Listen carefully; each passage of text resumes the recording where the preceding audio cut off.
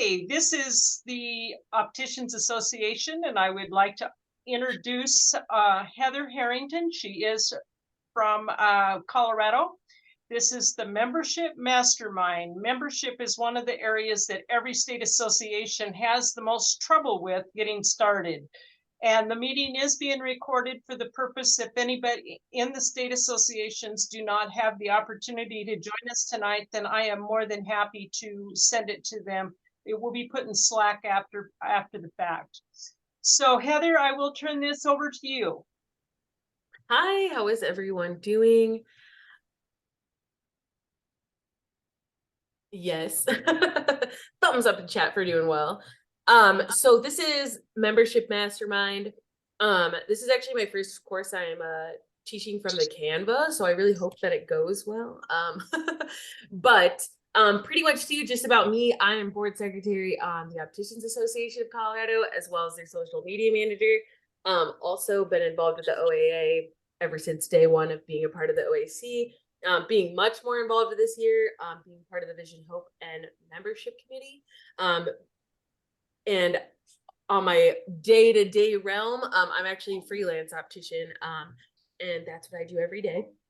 Just so everyone knows who I am. But to start out kind of this course, really, I just wanted to actually discuss if everyone knows why the role of your members are important. I feel like everyone's just like, oh yeah, of course, more members, more there's just like the bland parts of being a members. But I actually wrote out a lot of things that you need to understand that your members are a part of. And I kind of put them all in kind of categories. There's actually 2 slides of these. Really too, feel free to like raise your hand if you have any sort of question or actually want to discuss the topic. Because this is not necessarily a long presentation, but it definitely goes over kind of the course of your roles of members, what kind of members you would have for your association, as well as having and getting new members, as well as retaining members, because both of those are definitely different experiences for a state's association. So please, I will try to see if okay, I've got everyone on my screen. So in general, the strength in numbers in general, I feel like this is what everyone thinks about. The more members you have, the more you are providing collective strength into the influence to your association and the profession itself. I think the strength in numbers in the profession itself is actually going to be one of the biggest things that we need to start focusing on, because not enough people know that our job exists. I think I'm getting to know that more and more. So really just actually not just reaching out to people that are in the industry, but potentially reaching out to people that you think would be good in this industry. So really, I think that we should just all have kind of a more collective open mind to who can be in the industry. And actually just really kind of being transparent with some people. You meet someone that you feel like is really great at, this barista place that you always see. Like, hey, I don't know if you're ever looking for a new career, but, I would think that you would be really good in our industry. It's kind of reaching out to not just people in the industry alone. Obviously, the people that are in the industry are a lot more indispensable to you. Obviously, more members equals more representative and influential experience. Obviously, people tagging you, getting more engagement in all of your posts and everything like that definitely just gets more and more people involved. State. For professional development education, that's obviously what we're here for. Definitely promoting education and also professional development, since not only do we have brand new opticians, but we also have people that have been doing this for eons, maybe even longer than you personally. So really continuing education programs, workshops, seminars, conferences on a state level, but also on a national level. You have to realize that every time one of your state members, they can be involved into all of your OAA events too. And the OAA offers a lot of things for opticians that want to potentially, lead their career to something different, help with your state's association as well. And professional development is more so even too on just a manager level, a higher end level on just teaching leadership, management, because let's face it, we kind of are some of the only people that are providing that education. There's not many management courses that are available in every state for optical. There's a lot of people that come from other professions that still, know about management, but then they realize how in-depth management on a optical level is.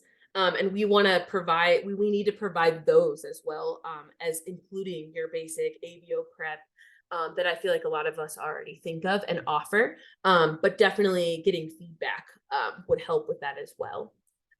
Helping members stay updated with latest advancements, industry trends, and best practices. That's obviously what we just need to be doing all the time. That you just have to realize that helping your members staying updated with everything, that's literally what kind of you're doing with all of your social media engagement, all of your education. Our industry is ever changing, so there will always be new, exciting, fun things, and the funner, the more exciting they will be, the more people you'll definitely get involved. Networking, collaboration, we all know this really well. Opticians are literally like the best people to hang out with. So connecting to peers is very, very fun and easy for all of us.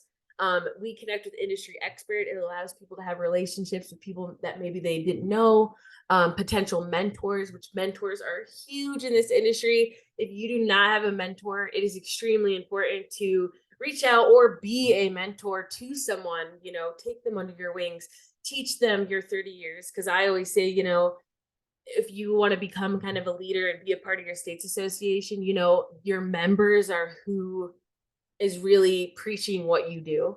And definitely understand the power of having mentors or being a mentor, because without mentors mentoring people, you're not ever going to be empowering people. And we all know in our industry, work hard and it can be stressful and it can be overwhelming sometimes. I think everyone in the industry feels like that at one way or another in their career. So really just enabling that other people, knowledge sharing, skill development, career growth opportunities. A lot of people do not know the opportunities that they have as an optician. I actually just recently wrote an article about all of the jobs available, because not everyone wants to be in four walls. So you as a state's association should kind of know some of those resources, and figure out what your opticians and your members want to do in the future for their career, because that's what's going to kind of drive what you're going to offer as a state's association. Let's move you guys over here. And obviously, so advocacy and representation is obviously just representation of your guys' brands. You in a licensed state, so I'm pretty sure I'm talking, can anyone raise their hand if they're in a licensed state? Colorado is a unlicensed state. We actually have no schools for doctors, teachers, or opticians or techs. Hopefully that will change in the future, but we actually have a lot of loyalty.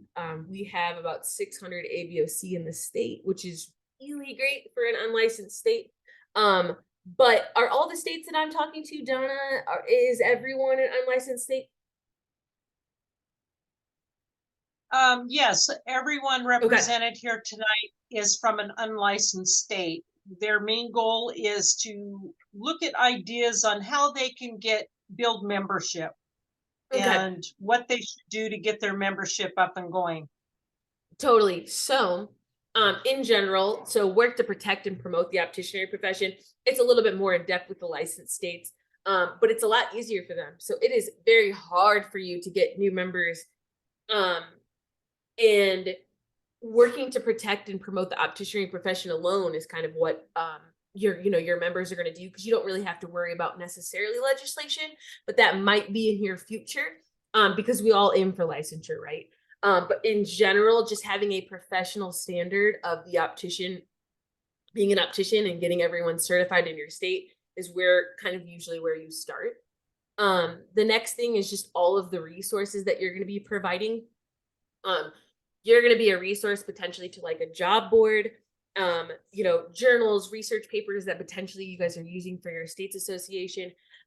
Anything usually that the OAA, a lot of the times when the OAA posts something, I want to make sure that that's also involved into my members. We kind of already talked about just in general, your members caring about the latest advancements and innovations in the industry. Career and support opportunities, kind of really just being there, like I mentioned, with the job boards, career, even just understanding what they can do as opticians, so that not everyone, a lot of people, I feel like a lot of opticians will leave the industry because they feel like the only option is to be at an office. And we all clearly know that that is not the case anymore.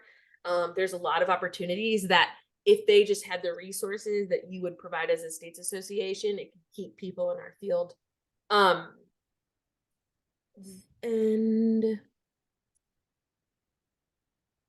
sorry, I am reading this. The continuity is literally just actually just this slide kind of is just saying that it's helping sustain the association's activities, programs.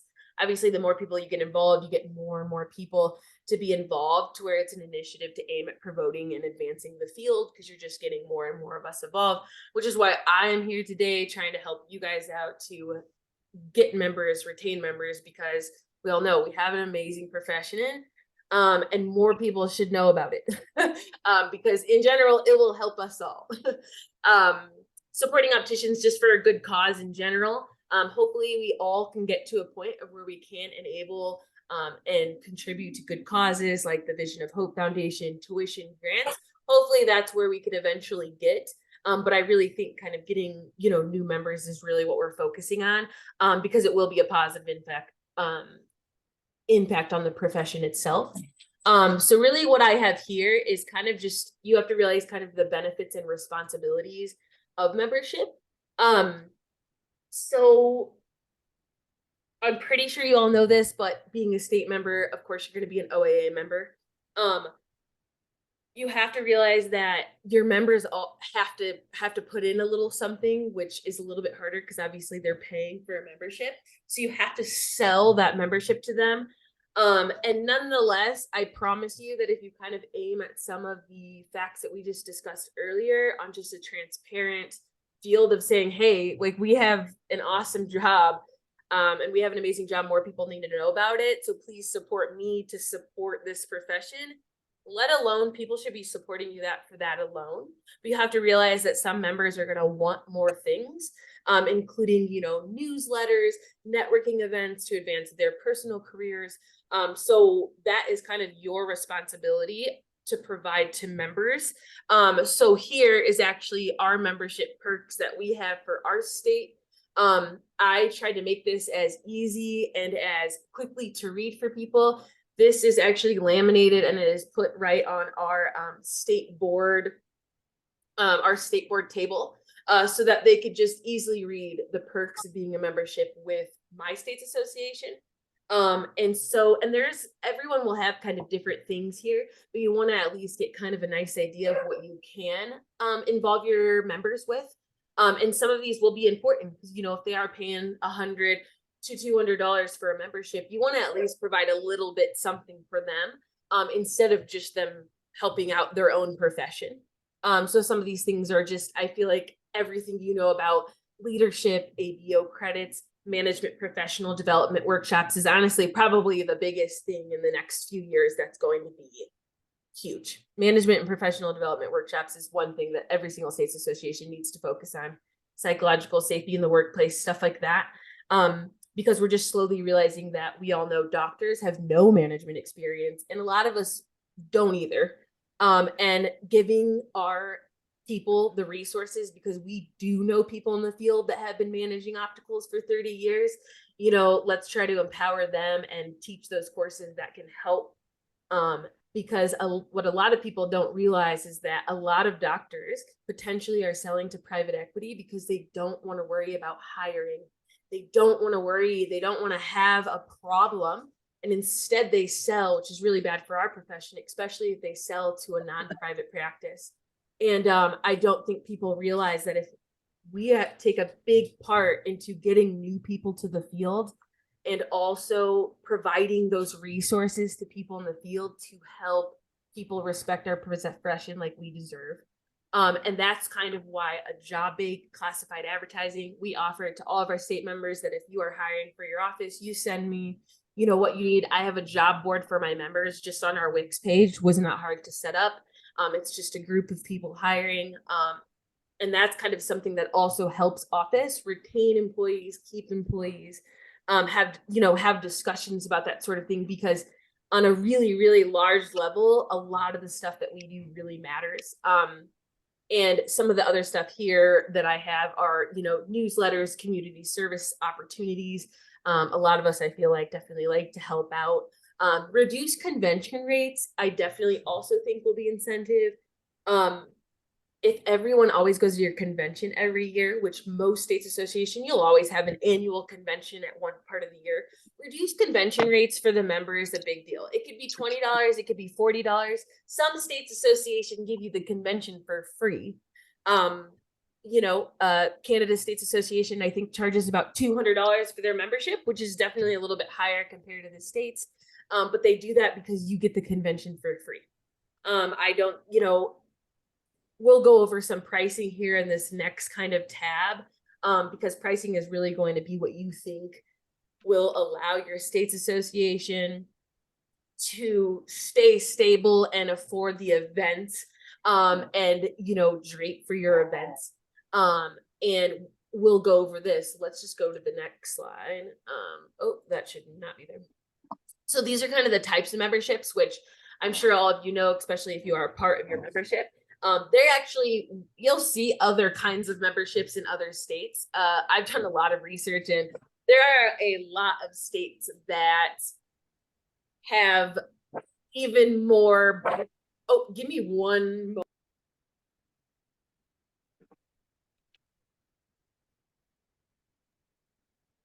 This is what I've been talking to all of you about, is that you really need to set your membership fees according to what you feel people will join for in your unlicensed state. This one here is more for licensed states than it is for unlicensed states. Yeah, but it gives you a general idea. Yeah, so this is definitely on like an average, I would say. These are actually higher than my prices in Colorado, because we actually are about to move our prices to $100 for a year for a full membership. But these are definitely, I think you need to focus on your membership alone instead of just making money off of like your events. So you really want to try to work on getting members for a full annual membership compared to low fee membership and then charging a lot for your convention. You want to really try to get a good price. Like I mentioned, we do $100 for our full membership.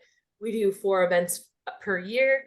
And we hope to be actually doing more. The next year, we hope to actually be doing about 6 or 7, but that also includes some different things that aren't quite just CEs. But yes, you want to just be able to afford being able to do something that you feel like you're not going to be able to get sponsored or promoted, because keep in mind, we'll talk a little bit on the relationship with vendors and sponsors as well too, because that also is what will help you guys kind of stay afloat, do cool things for your members, get merch, all that sort of thing. Because for instance, there are 2 kinds of memberships, to where a full membership right here is a certified membership. Then you're going to have your people that have not passed their test yet. They are not certified. So that's what we kind of call an associate membership, to where I would say it'd be lower, and then they could pay the 25 or the difference between 75 and 165 in the future if they become licensed. My state actually offers them to upgrade that same year if they pass their test as a reward. We do not charge extra for that first year. That next following year, they'll pay the full membership dues. And we do that because it is kind of, awesome. It's kind of a student membership, which student memberships are a little bit more in licensed states, but that's kind of why I would say, especially if you're just starting out, allow people to pay that associate membership and just upgrade them to get those benefits for those couple months, so they could see what being a state member is about. And then we also offer a retired membership. We definitely have opticians that are retired that 100% are here for the profession and want to support you. Instead of a donation, they're members. you could always allow people to donate to your state's association, but definitely them being involved as members is really awesome too, because we all love talking about the history of opticianry and kind of how things have evolved. Corporate memberships, I actually have a next slide for this. This is actually what I would say. I've noticed that some states have been offering actual memberships for corporate companies because sponsorships are a little bit harder to get. So I actually have a breakdown on what I would say is if you wanted to offer a corporate membership. Student membership, we kind of just touch base on in all of your states. They will be associate memberships if they have not passed their test. This is kind of just a breakdown on corporate memberships.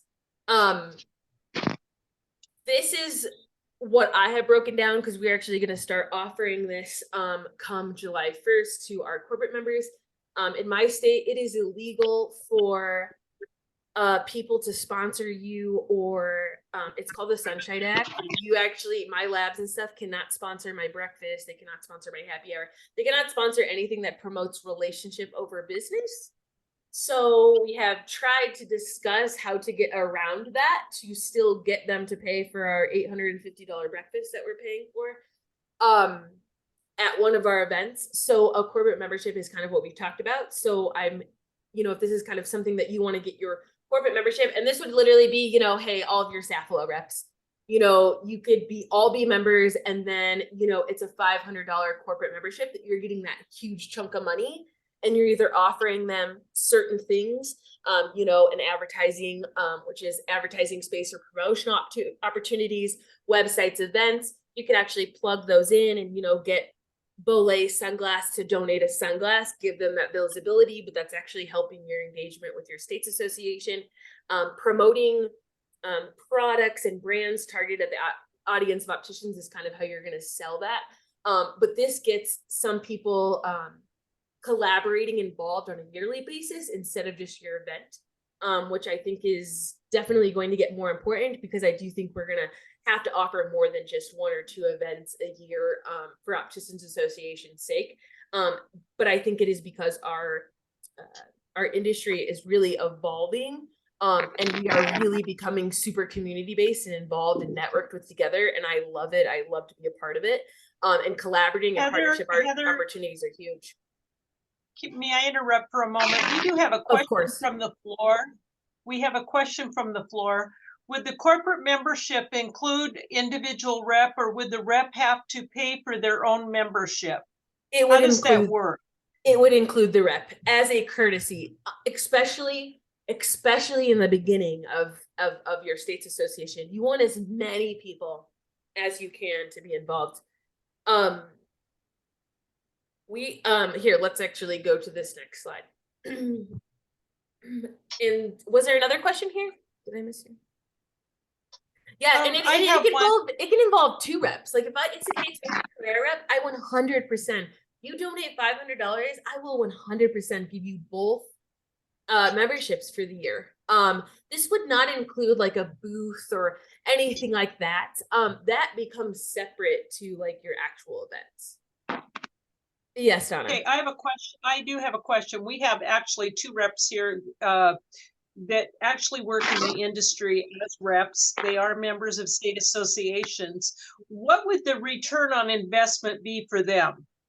It would be, so that's kind of what this was. It's brand recognition. It's collaboration. Brand recognition is everything to reps. When it comes to, nonetheless, ROI is very important. But also too, they get to pick the promotional item. If you have some kick-ass like new titanium line coming out that no one knows about, and there's like this awesome video that's shot, you send me that and I'm like publicizing that. And especially even too on like the OAA standpoint, if it's the OAA doing that, or like the larger audience that you have, it's going to get to a lot of people, especially if the corporate membership kind of stands for their marketing and stuff. So really it's kind of understanding the brand recognition, being able to maybe be on the newsletter all year. You could literally, the $500 could sponsor your newsletter all year, and for a whole entire year, their frame line is listed on the bottom of your newsletter. Like, it's really just like, you know, they could be, I know Florida did this thing where at their event, they were the lanyards. So like you paid $750 to like sponsor the event and their brand was on the event's lanyards. So really there's just kind of like small little things that you could be creative about on how to get these corporate memberships. Because brand recognition is honestly a lot of it, as well as marketing and advertising these days. And nonetheless, just partnerships. I think it's going to get more important for the brands that are standing behind their states associations. The one thing I used to do, Heather, in Washington State was I used to sell video spots on our webpage, which was very, very successful. For 3 months, they could have $500. And I used to have labs used to put in videos there. And they felt that that was a very, very good return on investment. So as the states are moving forward, think about using your webpage for selling and doing things like that. It's just a thought for each and every one of you. And every state's different, and some things work in some states and some things don't work in every state. So I just want you to think about those type of things. And I actually have a slide about how to kind of like retain that information, because that is kind of something that a lot of people I don't think about. But this is kind of where it gets into challenges attracting members. You should definitely understand that it is 100% hard for you to do this. That's why I'm here. I will be available to any of you almost all the time. I eat, breathe, and sleep optical. It is definitely something that I'm extremely passionate about. So, and I really like to feed and have discussions with other nerds in the industry to really kind of always keep a really fresh and innovative perspective on things. Because yeah, we do work in an industry that's seriously ever changing in, you know, in medical, in fashion, in a professional standpoint. So some of these topics here, just, you know, limited awareness about the association. Obviously that's just, you know, your online presence, your social media presence, your presence in your community, getting to know your chamber of commerce in like your biggest city is super important. If you get people to understand how important your profession is, you get more people to be involved in your state's association. And I definitely think in all of our states, it has definitely brought into my attention how important it is to know your legislature, who the people that are making big decisions in your state or city is getting very important. So financial constraints is kind of like your pricing. Like I said, I actually have an Excel sheet if anyone wants it of every single state, including what they offer to their members with all of the columns that I had earlier. I literally have an Excel sheet of every single person's prices, including Canada's. So if anyone wants that to kind of just compare via licensed and non-licensed states to make your pricing, I would very well, you know, just put your email in chat and I definitely will email that. Limited sources for marketing and outreach, which is kind of why I was saying a collaboration of, you know, your best friend frame rep that you have, ask them, you know, ask them, hey, would you mind donating a frame so I could get some kind of engagement on our page and get, you know, 100 followers in a day? Ask them. I promise you that so many people are going to want to support your profession, and the more we have support, the more support will come. Competing with established professional organizations obviously is just because of the realm of what everyone is doing is kind of getting into offering, you know, there are other companies that are starting to offer other CEs. So really that's just why you need to make sure that all of your classes are innovative. They are what your members want. And you won't know what your members want until you eventually ask, which is kind of what all of this stuff involves, which is strategies to kind of overcome those challenges of it being hard. Building strong partnerships with local opticianry schools and training centers. Like I said, my school does not have, or my state does not have any of these. So I do not have any of these partnerships, but if you do, having that partnership will really strengthen that in general. Oh, I got some emails in. I just wanted to make sure. Perfect. And then collaborating with healthcare associations, including your LASIK centers, your cataract centers, your MDs, obviously collaborating with them will just know that you exist, because knowing that you exist is what is the hardest part of your first type of visibility, and really just getting out there, even just being feet on the ground, like actually talking to people in the industry about your state's association is really just getting the talk out there. Offering discounted or trial memberships to attract initial members, which like I mentioned as well, discounted things for your members compared to if someone wasn't a member is really something that I think starts to attract people. We kind of discussed your social media and online platform to do that. Engagement from the executive board and like close people in the industry is really important. The person that is doing your social media, so I hope that we start this on Monday because we have to vote on it as a state's association. But I'm actually going to ask if it's okay that I email everyone once I make a post or mention to them that, hey, I'm going to post on this day and this day. Can everyone please, be involved? Engagement from your board is everything in this day and age, that you have to buy your viewage. That's a very unfortunate fact of at least most social medias that we use right now.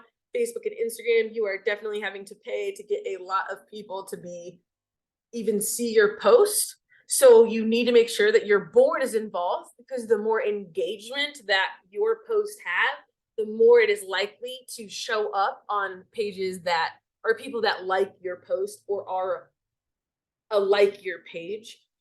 So I cannot express that enough. Engagement from the other people in your board is super important. Organizing community outreach programs just to get known, something like going to the Boys and Girls Club, volunteering, bringing a kit there, change nose pads, clean lenses and stuff like that. Everyone loves a good community outreach. And honestly, it's also a feel-good project for us opticians. So this just kind of raises awareness about you just being an optician alone, because not anyone's just going to go into Boys and Girls Club and just start adjusting and cleaning glasses. We're opticians, and we take pride in how we clean our lenses, and it sounds nerdy, but it's very much just holding our profession to a standard. A couple more strategies is kind of providing unique member benefits and discounts.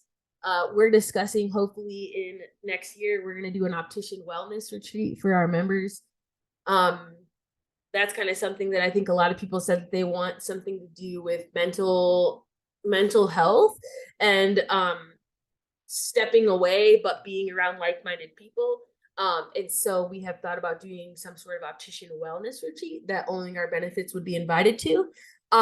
We're kind of in the process of trying to figure out how we could potentially even get people to work with us on the realm of where maybe it would be no cost to us. But definitely just keeping, asking everyone on your board what they think could be a unique thing that your state can offer. Even if it's something to do with like not even optician stuff, like I said, even just getting together with your members in general is a really healthy aspect, and a fun way to get with everyone and get everyone involved. Being sure that everyone is signed with an OAA member is a huge deal. I actually never took advantage of my OAA membership probably until the last 2 years. And since I have taking action on the OAA membership, I got to go to the leadership conference with the student reimbursement, and then I actually ended up getting picked to be part of the frame design council. And I would have never knew this existed if I was not a part of the OAC. And when the OAC mentioned that, hey, you need to make sure that you're involved with the OAA, a lot of people don't realize that the OAA is already offering so many opportunities, and that is every single state, all of us, if they are a part of your state's association, they are also an OAA member. Of course, there are upgrades to the OAA membership, but let alone, I've had some really great things that I think has happened to me just even this last year, just from me being an OAA member, and that wouldn't have existed if I wasn't a part of the OAC. And I want to make sure that members know that, mentorship program for new opticians. You actually see a lot of people doing this, where sometimes you'll have a committee in your state's association that offers mentorship. Say, hey, I've got some time that if you want to give this person my email for the year, they'll be, their mentor for the year. And if they ever have any questions or anything like that, that's their go-to. Your state's association could just in general be that mentorship program. But really that's kind of just helping the development of everyone's individual career.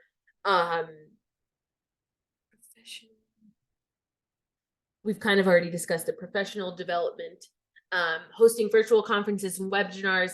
That's actually, I think you'll probably eventually maybe get into that if we ever potentially have something like COVID happen, where we have to be on Zoom like this. But definitely I have understood that even as a Colorado state member, I realized that I wish that I could have more people come to Colorado, because I am definitely a state that a lot of people want to come to anyways, that I actually wish that I had a wider audience in person. But I do think some states that maybe aren't necessarily a destination state might be able to take advantage of having a virtual or a webinar.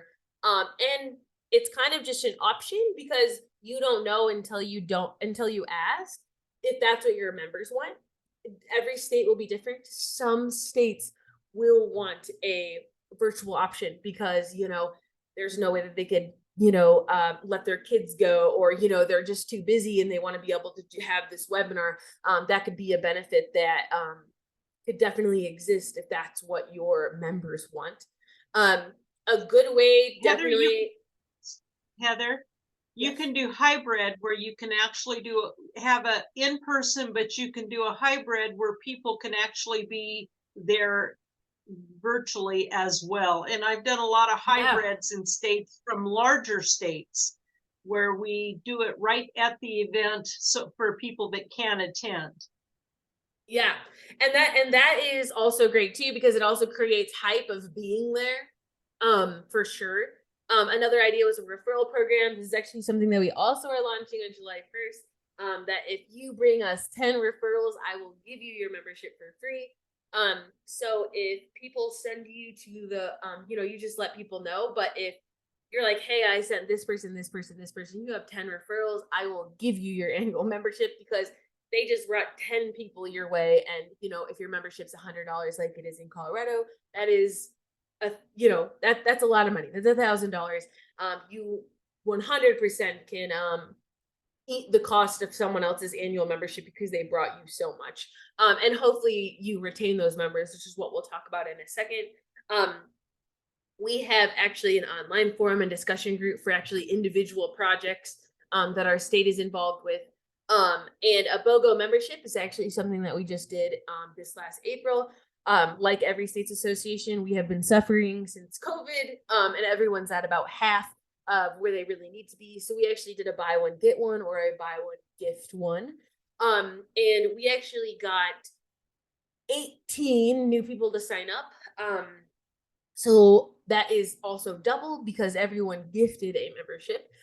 So, we just got about 40 new members just from a BOGO membership. We just did it at our convention that day and that day only. And we offered anyone that signed up that day. I actually had Midland come to me. We had a lab come to me, and that lab offered four lens vouchers for the first 4 people that got membership.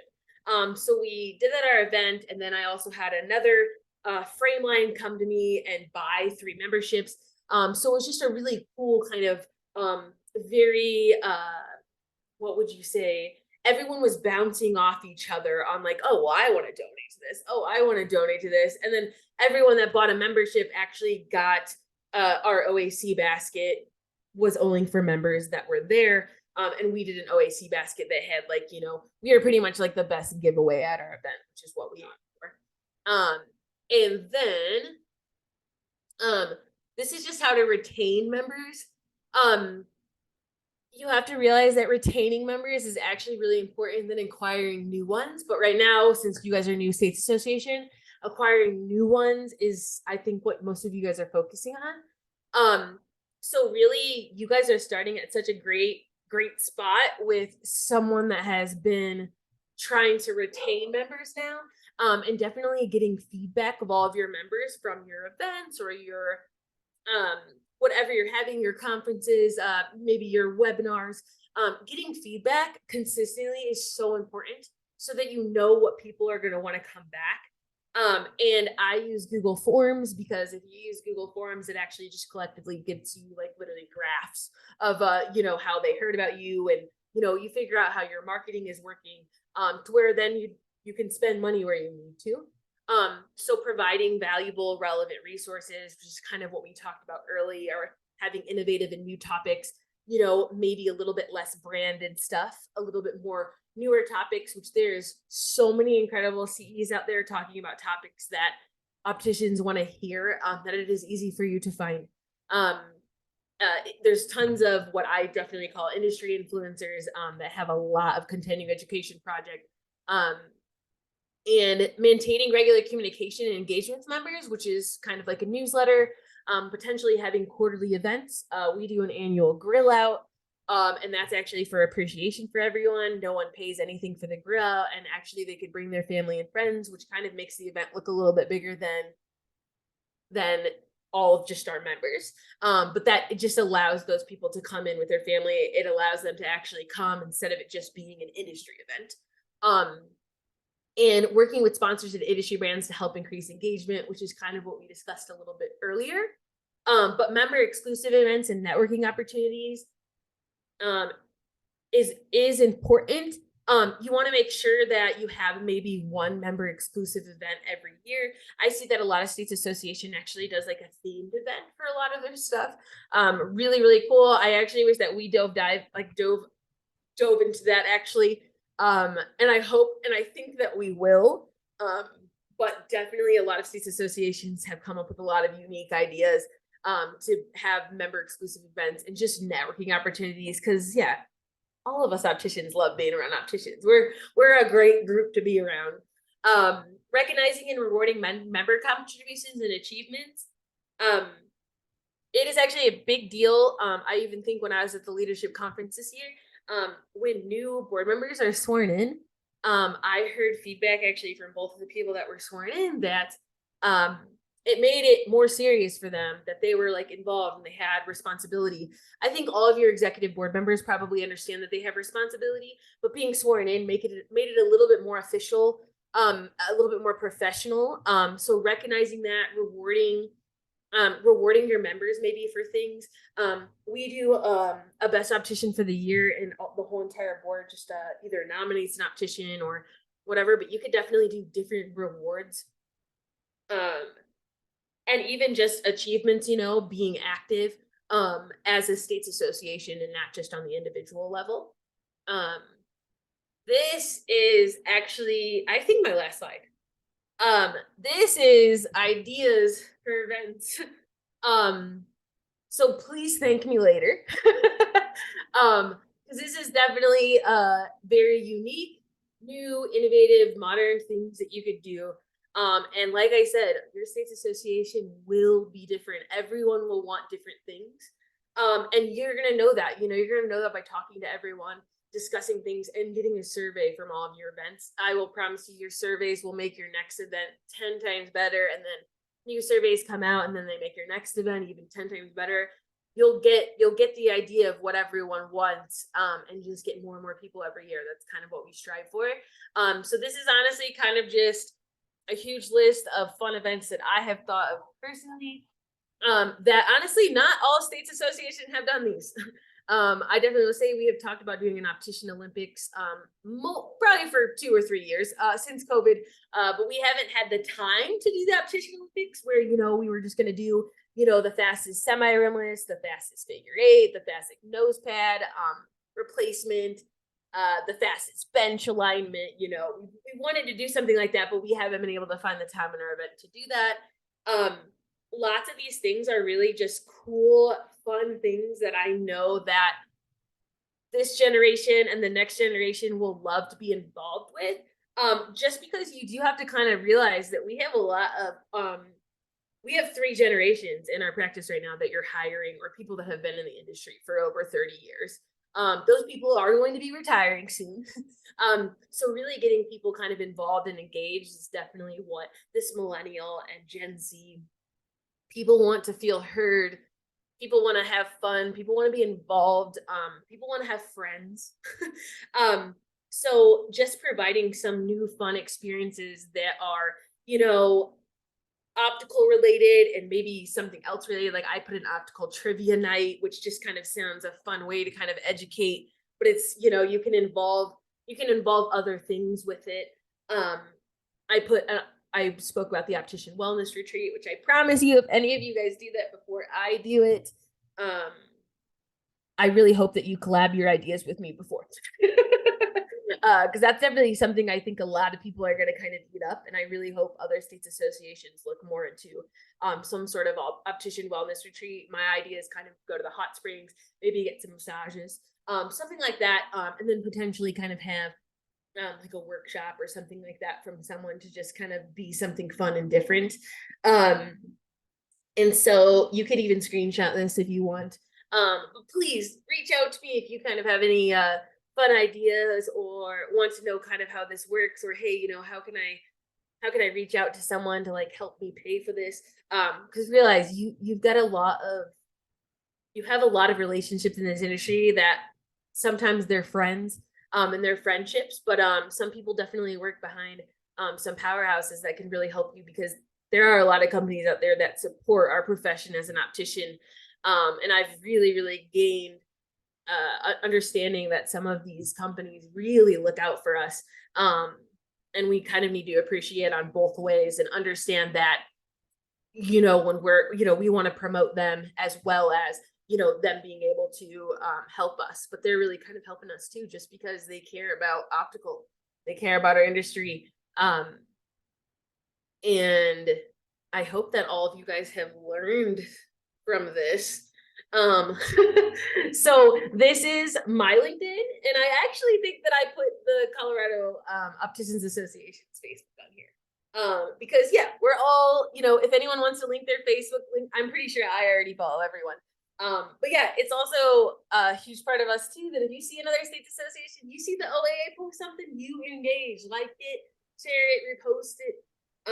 Because when they see that, they're also going to do the same thing. So I definitely have noticed that even in general with Lewis, Missouri, like loves all my posts, like will comment. It's huge for me. I appreciate it, and I like return the favor. And I think it goes a longer way than I think most people think. So I appreciate you all. I definitely was nervous before this. I hope that all of you can take something from this. Thank you, Heather. And I would like to open it for any questions coming from the floor at this time. We've got 10 minutes left. So if anyone has any questions, or if you want to share something, now's the time to do it. Raise your hand and we'll call on you. Raising your hand is in the reactions at the bottom of the screen, and we definitely want to hear from you.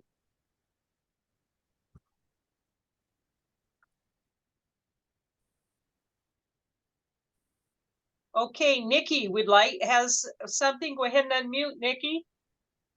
Did I unmute? Can you hear me now?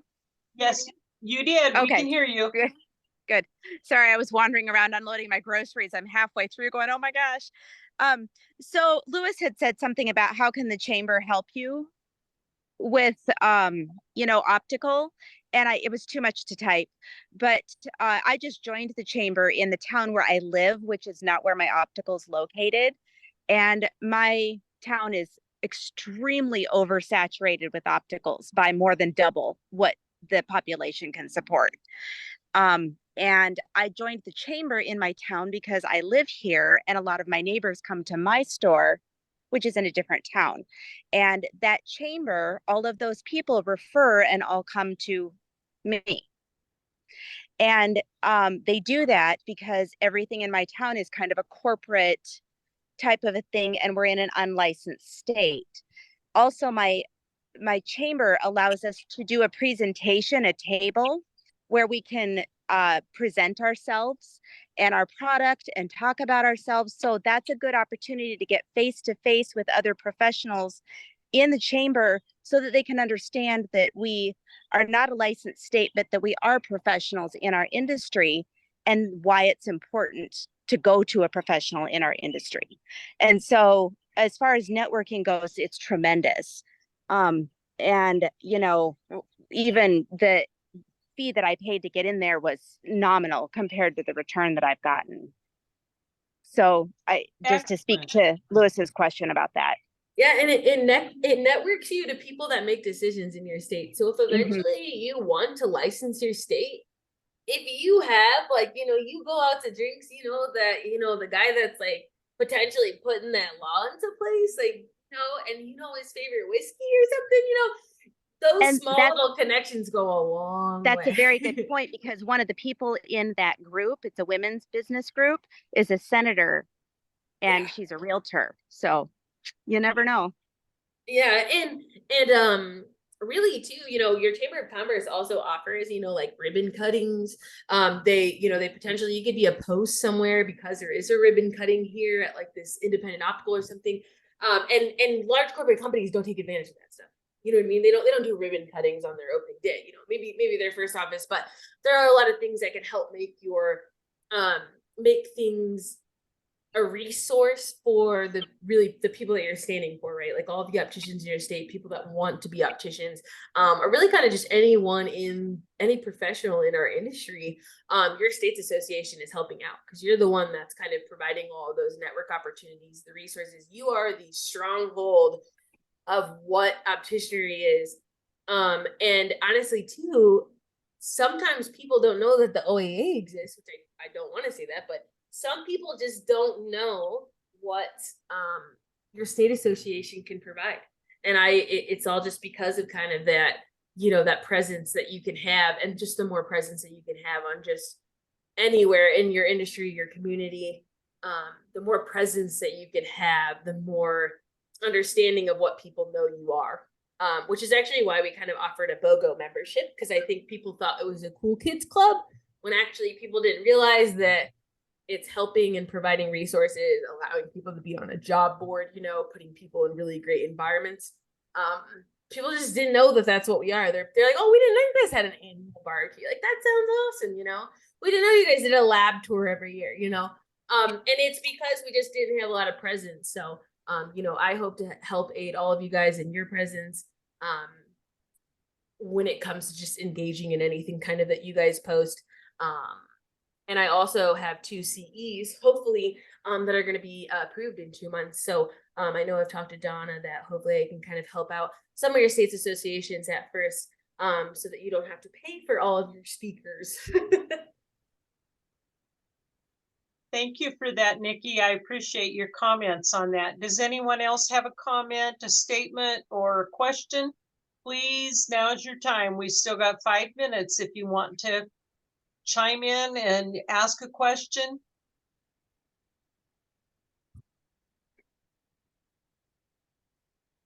Few questions for Heather and anyone else who might know the answers. Can you hear me okay?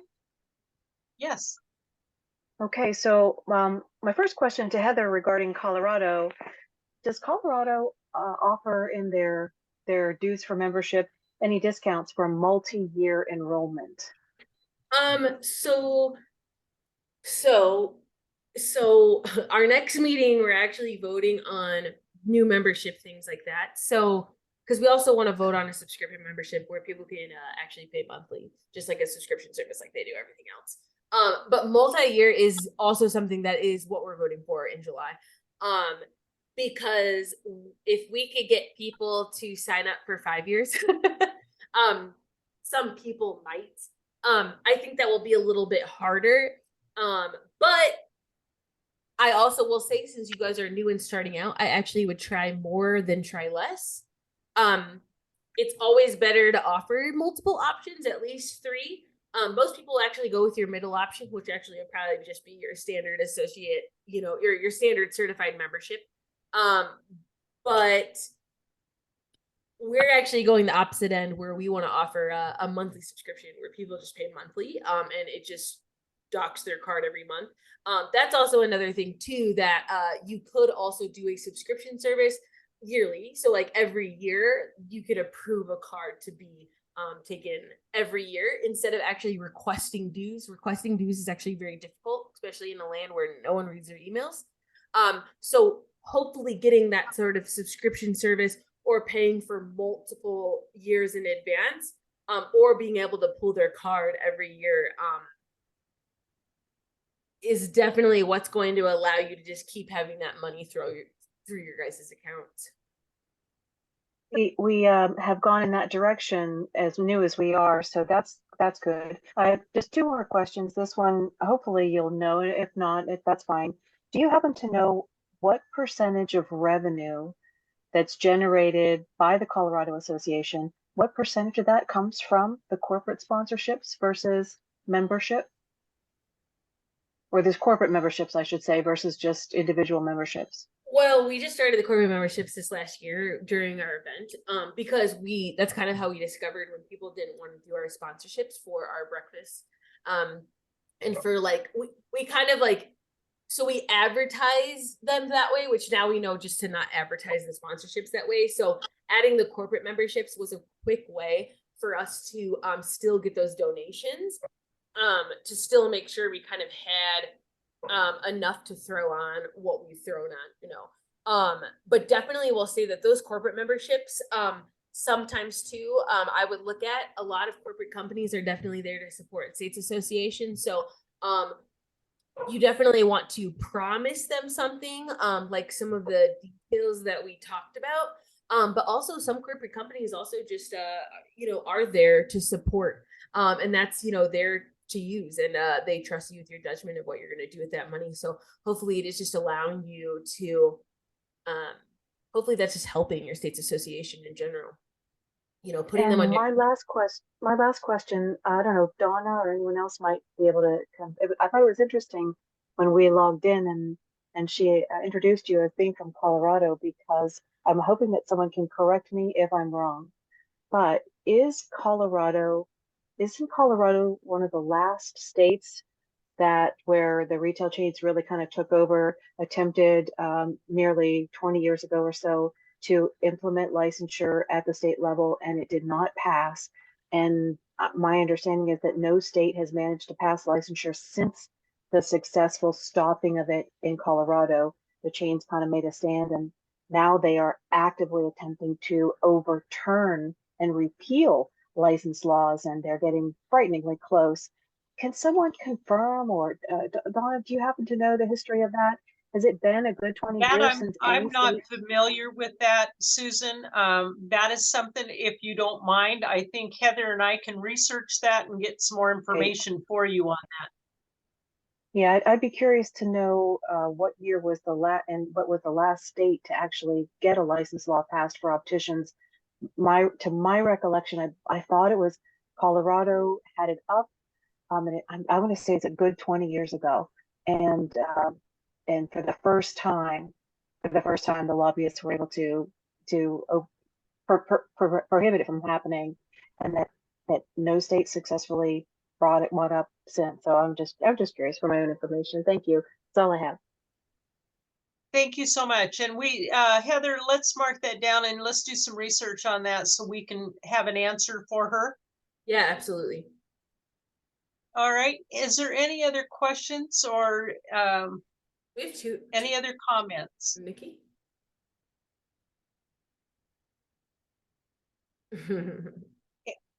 And seeing that we have none, I would like to take this opportunity to thank Heather for your presentation. You did an awesome job, and kudos to you, my friend.